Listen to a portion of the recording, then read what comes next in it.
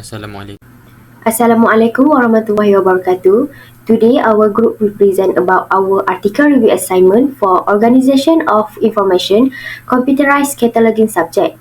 Our group consists of 3 group members which are Aiman Hakim bin Aziz, Nur Fajrina Adiba binti Mazlan and Hafiza Audi binti Mak Nasir. For this article review, our group have choose the article that titled about QR codes and library bibliographic records that written by Fesu. Fesu, who is an assistant professor and integrated system librarian at South Dakota State University Libraries.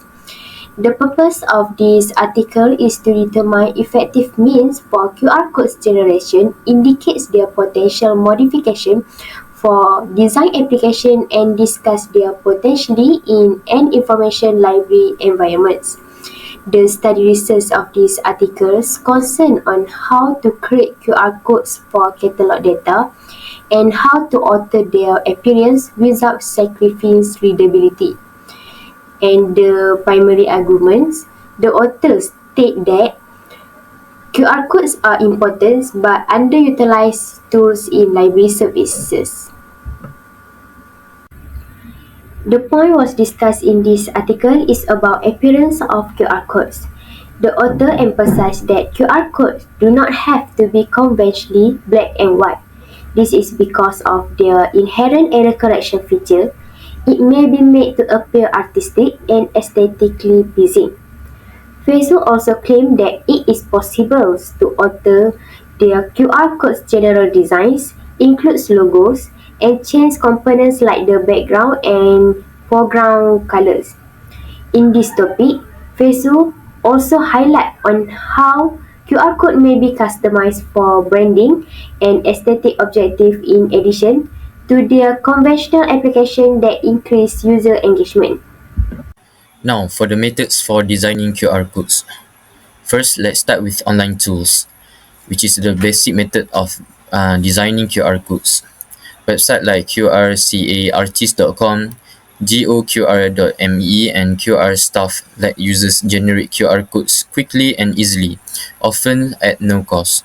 This platform offers customization features such as changing the foreground and background colors, adjusting transparency, and even inserting logos or images into the code. Some of these tools also support batch generation, although that the features may come with a subscription fee. These tools are great for personal use or quick one-off design. Next, we have a more dynamic method, which is API-based generation using tools like Google Chart API. This approach is best when you need to generate QR codes automatically and in real time, especially within the system like library catalog or web application. Here, use to construct a URL that includes content and specification, and the API returns a QR code image that can be embedded in the website. A good example is at Hilton and Brick Library, which is use this method to display QR codes that included book titles, author, and call numbers, which directly in their catalog system using JavaScript. This is ideal for institutions that need scalable and automated solution. Now we go to the offline application, which is for more advanced users or branding needs. Examples like QR Lab and iQR are very powerful options. This program works on Windows, Mac, and mobile platform and provide full control over the QR codes design. They also offer real-time error detection to prevent issues during scanning and allow background image integration, which is a very perfect for professional and creative use cases. This method is especially very useful for businesses and designers who need a unique and brand consistent QR code. And last, we have a very most creative approach, which is graphic editing. Using like tool like Adobe Photoshop, this process begins by generating a standard QR code using any simple tool, preferably with a high error correction enabled. Then you can modify the QR code's color scheme, insert logos, or create artistic design. However, it's a very crucial to maintain a readability of the QR code. So to do that, first, Don't cover the three corner squares, which are very essential for orientation and scanning. And always test frequently during the design process to ensure that the QR code still works. So this method is very perfect for creating custom branded QR code for making marketing, packaging, or special events. The next point is QR code used in the USA. At first, QR codes were not popular in US university. Studies show that many students had smartphones but didn't know how to use QR code. At the University of Bath, only 13.5% knew about QR codes and just 2.2% had ever used one. Later, they found that 75% of students didn't want to use QR codes unless it helped with learning. So it is lack of awareness limited of usage. Okay, next, QR code in libraries. QR code used in libraries is still low in the US. Students use social media but not QR codes in library. Even though students use social media, they don't really want to explore about the QR code.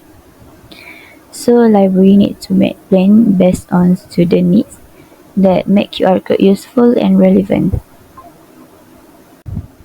Next, we go to the research method. The study uses a qualitative and implementation-based research design. It is descriptive in nature and focused on exploring existing methods for generating, customizing, and applying QR codes in academic libraries, specifically for bibliographic record. It also incorporates a case study approach by describing the practical application at Hilton and Briggs Library. The authors review literature to understand the use of QR code in libraries and then describe the implementation of a custom solution for QR code generation using Google Chat API and JavaScript. Next, we go to the research process. The research process involves two main components, which is literature review and the practical implementation. The author examine various academic and industry sources to explore the history and structure of QR code, application of QR codes in library and education, previous case study from other institutions like the University of Bath. And next, implementation. The author created a working system at the Hilton and Briggs Library using JavaScript and the Google Chat API to generate QR code. So, identify inefficiency in how students retrieve book information. To conclude this presentation, the study shows that QR codes are not only simple to create but also extremely flexible and adaptable for a wide range of users.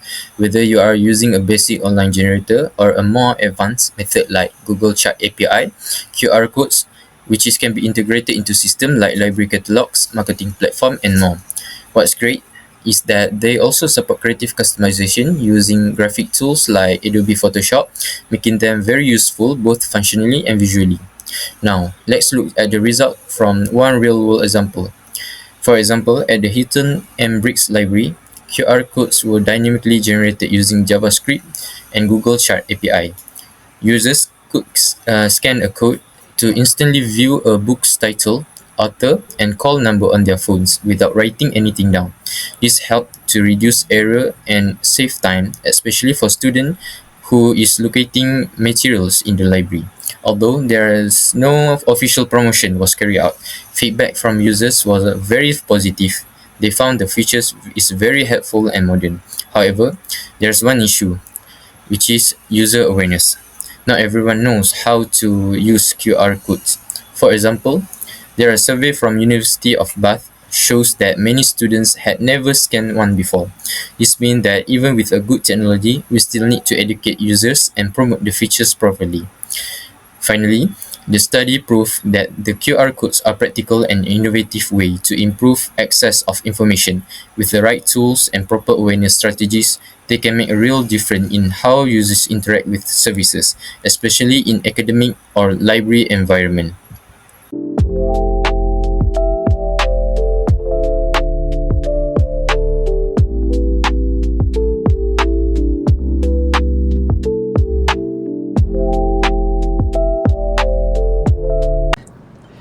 For the Q&A sessions, now we'll start with question number one.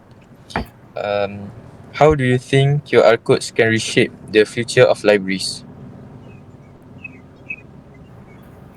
QR codes have the potential to revolutionize how libraries operate, especially how when it comes to bridging the gap between physical and digital resources.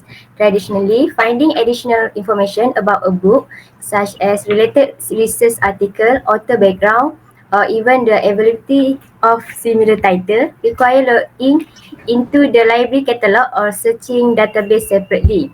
QR code streamline this by embedding all that information into a single scan.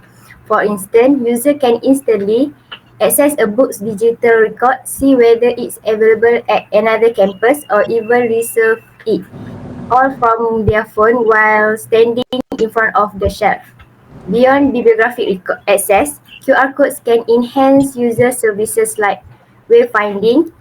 For example, scan here to find your next class or nearest bathroom, access to digital exhibit or even links to video tutorial for using library resources.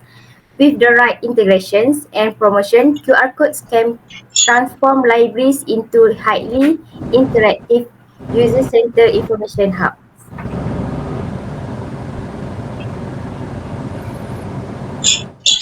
Question number two. Do you think artistic QR codes will help students engage more with library resources? Yes, definitely. One of the key challenges libraries face is capturing the attention of students who are already bombarded with the digital contents. So, by customizing QR codes to look visually appealing, through the creative colors, embedded logos, or campus theme design, libraries can create a sense of identity and curiosity around the codes. Artistic QR codes break the monotony of traditional signage and can feel more like an invitation to explore rather than a functional tools. So additionally, because of QR codes can support branding, they make libraries appear more modern and tech savvy, which is particularly important for connecting with the Gen Z students. So Fei Chu articles discuss about the aesthetic potential of QR codes due to the 30% of error correction capacities, meaning you can create creative without sacrificing the usability. When done right, design-driven QR codes can increase the scan rates, foster engagement, and even encourage students to explore areas of the library which they might have otherwise overlooked. Why do you think many students still don't use QR codes even though they have smartphone? The core issue lies in the gap between capability and awareness. Having a smartphone doesn't automatically make someone so tech savvy in every function. Many students are not aware of the benefit QR codes offer or even how to use their phone's built-in scanner effectively. Facial articles and several reference studies point out that a surprisingly low percentage of students had even heard of QR code prior to exposure in academic settings. Some students associate QR code with advertisement or marketing tools, rather than as valuable educational tools. Others may have had poor experience with scanning apps in the past or simply don't know what the code will do, so making them hesitant to try. Without, without clear signage, instruction, or value-added features, students have no strong reason to engage. So libraries need to address this by not replacing QR codes, but also actively promoting them through orientation, signage, and even short videos showing their usefulness. I think that's all from it. Thank you.